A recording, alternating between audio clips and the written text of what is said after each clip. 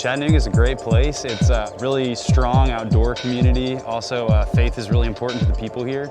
It's a beautiful city. It's a very community-oriented place. So when something like this happens, it's really neat to see the troops really rally behind supporting and loving on one another. They have 4 big trees down on the side of the house. Trees the street, smaller trees in the back, larger ones out front. We try to make it as easy as possible for volunteers to come out so that they come through an orientation, they're able to get that safety briefing so that they know how to go out into the field and have situational awareness and keep themselves safe.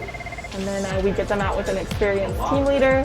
A lot of our volunteers here in Chattanooga, in fact, pretty much all of them are local. It's just so important to be able to be the hands and feet of Christ, and they've got that empathetic ear that they can listen to those homeowners. Originally from Chattanooga, I live up in Detroit. I always grew up doing the shoe boxes, Operation Christmas Child. My church actually here, Calvary Chapel, is partnering with Samaritan's Purse. It was a cool opportunity to come in and get to serve together.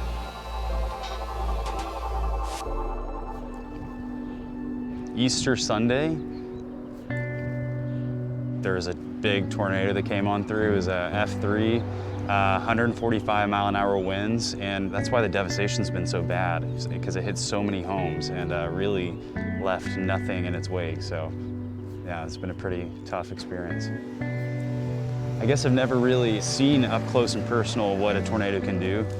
Today saw a house, some people, new construction, some people moved in 2 weeks ago, and then their house is almost flattened. The story about the disciples entering into a storm on a boat, and meanwhile Jesus was asleep. All he had to do is wake up, and he had to silence the storm, and he brought peace.